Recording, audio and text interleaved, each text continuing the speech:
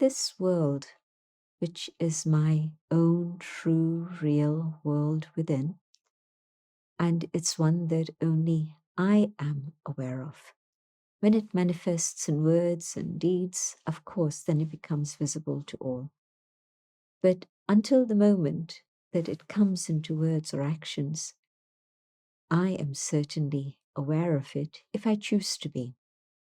Sometimes we live our life on autopilot and things just carry on, carry on, carry on, carry on, and we don't take a pause, we don't stop to reflect, we don't stop to think about it. But maybe the pandemic came as a timely reminder to stop.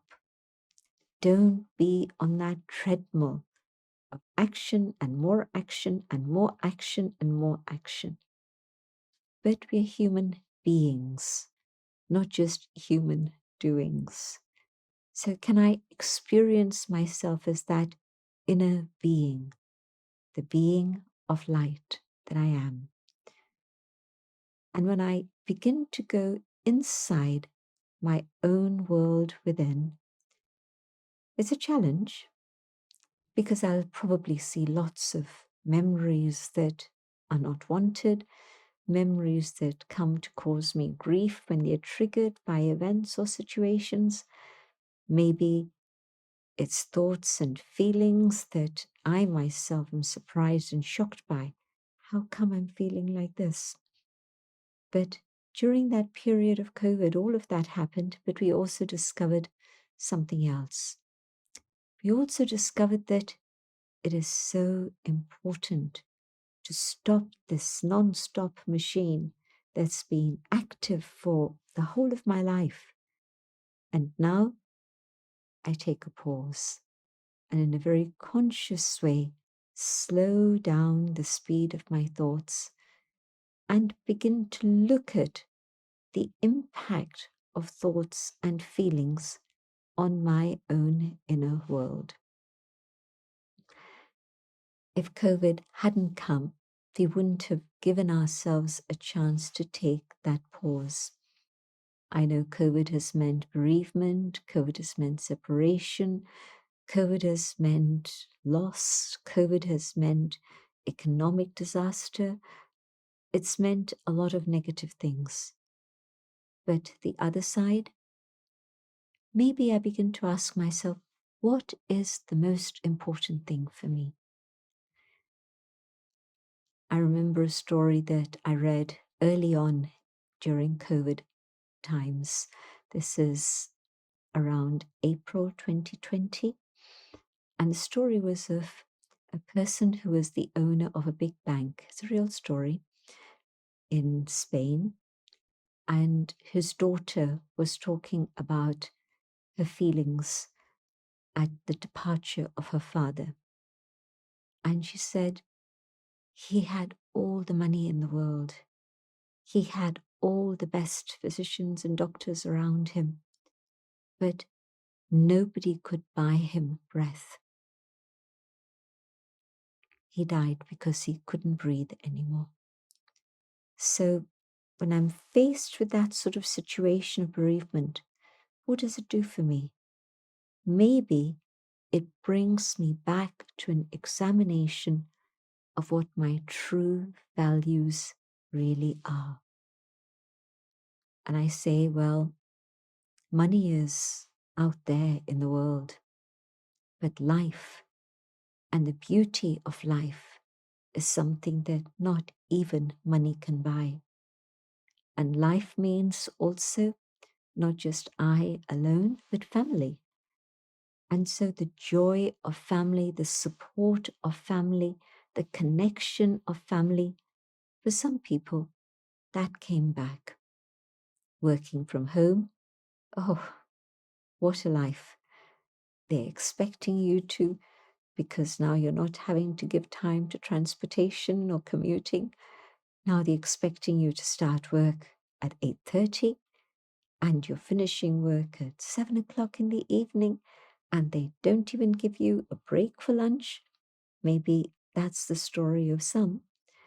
And so even though you're working from home, you're working extra hard, but yet still, you're in the comfort of your home, you're with your family, and you're there available at any moment for anything that may come. And so you begin to ask yourself, what is it that's truly important? And probably this huge, huge setback for the world made people recognize the value of love, of happiness within, of truth, of peace, of joy in the simple things of life, the value of relationships, the value of fresh air, the value of a clean environment. Maybe I began to recognize all of those things. And so, in any situation of setback, and the pandemic has been a huge, huge setback if we look at things on the external level. And yes, of course, it's not your soul operating in limbo, but the soul is very much using the physical body. And so it's operating in a world of matter, in a world of interaction with everyone else around us. And so all of these things, how can I find the way out and to be able to take a step forward? I have to look inside. I have to see what are my thoughts and my feelings. And by knowing the being that I am, the inner being, I can actually take charge of my mind. I can come to the state where I am a sovereign of the self, return to self-sovereignty in a very real way. Can I be the master of my thoughts and feelings? Yes, I can. If I stay in that awareness of soul, if I forget I'm a soul and just the consciousness of this limited frame comes in, then every setback is a deep hole and I don't know how to climb out of that hole. And it feels as if the hole gets deeper and deeper day by day. And there just doesn't seem to be any release from that. But okay, I've fallen down a hole. I've made a mistake. I forgot myself. I forgot the source. It's okay. There's still hope. I can still clamber out of that hole of negativity and turn my thoughts around and ask myself, but how come I fell in that deep hole? But I'm fortunate that I'm out of that hole now. I can see the light, I can see the sunshine, I can see the blue sky, I can see all my family and all my friends. So when a setback comes, let me look at my thoughts and my feelings. What is it that I'm thinking? What is it that I'm feeling? And is it helpful for me now? Or is it digging the hole even deeper and I fall down even further? It's up to me. This isn't something harsh. This is actually the reality. I am the creator of my own world. And it's not harsh at all, but rather it's the key to freedom, to liberation. Because whatever I did up until now, I actually didn't understand that whole awareness of the inner being as distinct to the physical form. And so my thoughts were totally trapped by the physical being. And there was no way in which I could step out of that hole. But now, once I understand that this is my chariot, this body of mine, but I, the charioteer, I'm the inner being, the being within. And once I've got that deep philosophical aspect, not just as philosophy in my head, but as the foundation of a turning point in my life, I can deal with any setback and turn it around and make it a step forward.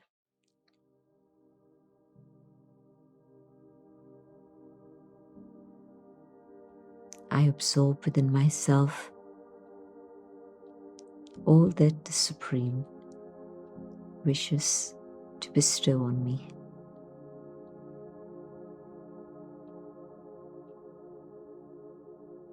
From the ocean, the unlimited source of love,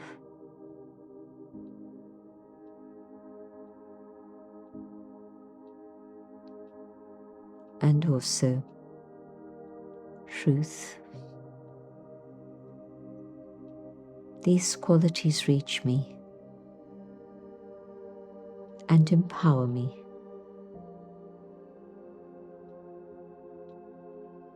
And I step away from the troubles, the bondages, the issues,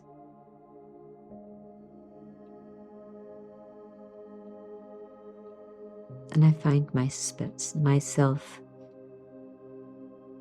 in a space of light.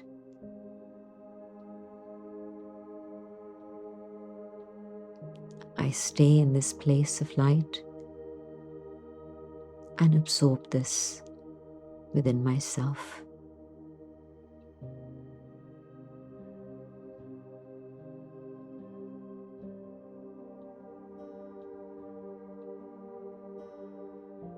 I bring back this light,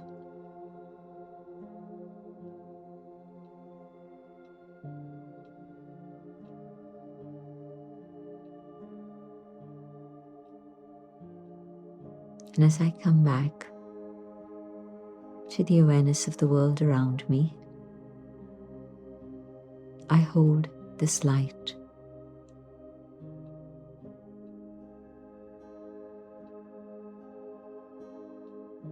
so that it illuminates my path and is shared with others also. Om Shanti. Thank you.